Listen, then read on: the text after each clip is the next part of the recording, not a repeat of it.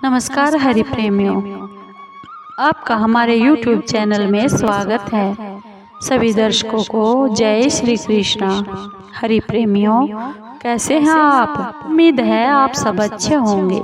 आइए आज का प्रसंग सुनते हैं। आज का प्रसंग है मीराबाई पूर्व जन्म में कौन थी। हरि प्रेमियों, उससे पहले अगर आप हमारे चैनल पर नए हैं तो प्लीज़ चैनल को सब्सक्राइब ज़रूर कर लीजिए और बेल आइकॉन को ज़रूर दबा लीजिए ताकि आप तक हमारे सारे नोटिफिकेशन पहुंचते रहे। हरि प्रेमियों, आपका एक भी सब्सक्राइब हमारे लिए बेहद ज़रूरी है, मायने रखता है। आइए आज हम ये प्रसंग सुनते हैं कि मीराबाई पूर्व जन्म में कौन थी। हरि प्रेमियों, भगवान श्री कृष्ण जब लीला कर रहे थे तब मीराबाई भी ब्रज में ही थी। वह किसी की बेटी थी और उसका नाम माधवी था। माधवी का विवाह एक वृंदावन के ही एक ग्वाले के साथ हुआ था जिसका नाम सुंदर था, जो कि भगवान श्री कृष्ण के परम मित्र थे। माधवी और सुंदर की तो शादी हो गई थी, परंतु माधवी की विदाई नहीं हुई थी। जब माधवी की विदाई का समय पास में आया, नजदीक आया, तो उसकी माँ ने माधवी से कहा कि देखो, तुम्हारी शादी वृंदावन में हुई है और वहाँ पर कन्हैया नाम का एक लड़का रहता है। हमने सुना है कि जो भी उसे एक बार देख लेता है तो वह अपनी शुद्ध बुद्ध खो बैठता है। तो बेटी, तुम वहाँ पर जब जाओ तो तुम उस लड़के को मत देखना, उस कन्हैया को मत देखना, नहीं तो तुम्हारा भी वही हाल होगा जो औरों का होता है। माधवी की माँ यह नहीं जानती थी कि भगवान श्री कृष्ण वह है जिसे समझती है श्री कृष्ण सिर्फ एक साधारण बालक है। जब सुंदर माधवी को विदा करके वह अपने घर जा रहे थे, यानी कि माधवी का पति माधवी को लेकर जा रहा था, तब उसने अपनी पत्नी माधवी से कहा, सुनो, यहाँ रास्ते में मेरा एक मित्र है जिसका नाम कन्हैया है, वह मिल सकता है। तभी क्या हुआ कि कन्हैया वहाँ पर गैया चराते हुए देखा कि उनका मित्र सुंदर अपनी पत्नी को लेकर आ रहा है। तो वह भागे भागे उसके पास गए और बोले, मित्र, क्या तुम अपनी बहू को मुझसे नहीं मिलवाओगे?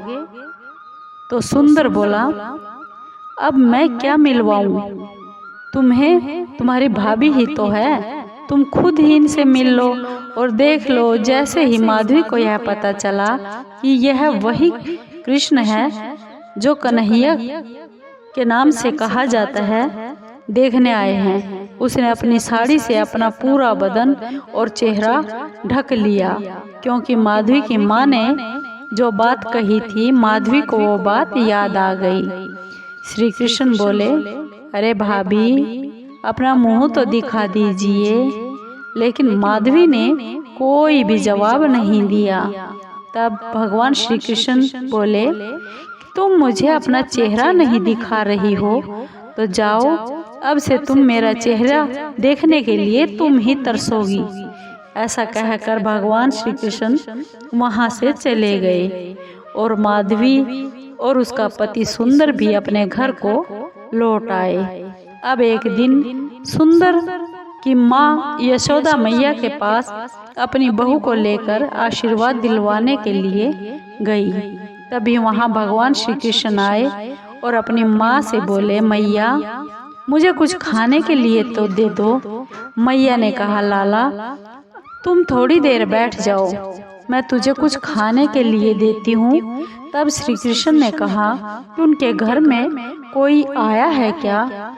उसने अपनी मैया से पूछा। मैया से कहा, मैया, कौन आया है? मैया ने कहा कि तेरा जो मित्र है सुंदर, उसकी बहू आई है। जब भगवान श्री कृष्ण ने यह बात सुनी तो वहां से भाग गए। क्योंकि उन्होंने उससे कहा था, अब मैं तुम्हें नहीं देखूंगा, तुम ही मुझे देखने के लिए तरसोगी। अब धीरे धीरे समय बीतता गया और वह समय भी आ गया जिस समय इंद्र ने वृंदावन में अपना घमंड के कारण बहुत अधिक वर्षा के कारण लोगों को बेघर कर दिया। उस समय भगवान श्री कृष्ण जी ने गोवर्धन पर्वत को उठाया और सभी ब्रजवासियों की उस वर्षा से रक्षा की। भगवान श्री कृष्ण को उस समय माधवी नहीं देख पाई, परंतु जब सुबह हुई तो अपने पति से पूछा, यह जो पूरी रात पर्वत को उठाए हुए था वह कौन है? उसके पति ने कहा, वही तो श्री कृष्ण है। जैसे ही उसने भगवान श्री कृष्ण का मुख देखा तो वह उसको देखती ही रह गई।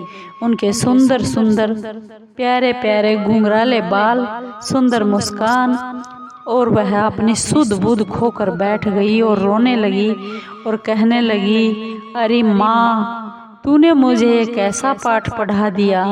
यह पहाड़ उठाने वाला, इतना सुंदर दिखने वाला कोई साधारण आदमी तो नहीं हो सकता, यह तो स्वयं परमात्मा ही है। तूने मुझे एक ऐसा पाठ पढ़ा दिया, मुझे भगवान से दूर कर दिया। भगवान श्री कृष्ण को देखकर माधवी देखती ही रही और मंत्र मुग्ध हो गई। और 7 दिन देखते ही देखते कैसे बीत गए और इंद्र का घमंड खत्म हो गया। उन्होंने भगवान श्री कृष्ण से माफ़ी मांगी और श्री कृष्ण ने गोवर्धन पर्वत को जहाँ स्थापित करना था वहाँ पर स्थापित कर दिया। उसके बाद माधवी भगवान श्री कृष्ण जी के चरणों में गिर गई और रो रो कर कहने लगी, हे नाथ, मुझ अपराधीन को क्षमा कर दीजिए। मैंने तो आपको पहचाना ही नहीं।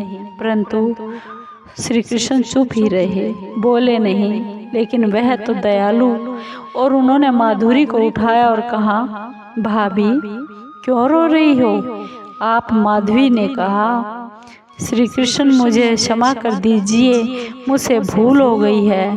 श्री कृष्ण ने कहा, कोई बात नहीं, हम आपको माफ़ करते हैं, लेकिन आज से हम आप के साथ अपनी लीला में सम्मिलित नहीं करेंगे। प्रेमियों, उसके बाद भगवान श्री कृष्ण ने माधवी को अपनी लीला में कभी भी शामिल नहीं किया, चाहे वह रास हुआ हो या फिर लीला हुई हो।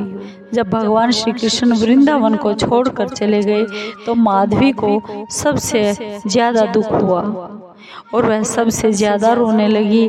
तब उस बाकी सखियों ने कहा, माधवी, श्री कृष्ण एक अकेले तुमको ही छोड़कर नहीं गए हैं, वह हम सबको छोड़कर गए हैं। माधवी बोली, श्री कृष्ण तुम्हें छोड़कर तो गए हैं, लेकिन तुमने श्री कृष्ण को पहले से ही पकड़ रखा था, लेकिन मैंने तो पकड़ा भी नहीं था, अभी से मुझे छोड़कर चले गए। इसलिए मेरा दुख तुम्हारे दुख से बहुत ज़्यादा है। मैं तो सदा घूंघट करके उनसे छूटी ही रही। आग लगे ऐसे घूंघट को और आग लगे माँ के ऐसे ज्ञान को, जिसने मुझे मेरे श्री कृष्ण से दूर रख दिया। और माधवी तड़पते तड़पते अपने प्राणों को त्याग दिया। और अगले जन्म में माधवी मीरा के रूप में जन्म लेती है और अगले जन्म में मीरा बनकर फिर कभी उसने घूंघट नहीं किया और सारी लाज शर्म छोड़कर वह श्री कृष्ण की दीवानी बनकर भजन गाती हुई गली गली नाचती फिरती रही, क्योंकि वह जानती थी कि पिछले जन्म में तो जो कर्म किया है उसका परिणाम मुझे भुगतना पड़ रहा है। इस बार मैं कोई भी लाज शर्म नहीं करूँगी। जब मीरा बाई वृंदावन में आ गई तो सारी घटना फिर से उसके आंखों के सामने तैरने लगी और भगवान श्री कृष्ण का चिंतन करती रहती और पूरा जीवन उसने अपना नाच गाकर भगवान श्री कृष्ण की भक्ति में लीन होकर पूरा कर दिया। मीराबाई फिर द्वारका पहुंच गई और उन्होंने श्री कृष्ण की भक्ति को इतनी भक्ति की कि द्वारकाधीश का मुंह खुला और पूरी की पूरी मीरा उनके मुंह में समा गई। और भगवान श्री कृष्ण ने कहा, पिछले जन्म में हमने तुम्हें स्वीकार नहीं किया था।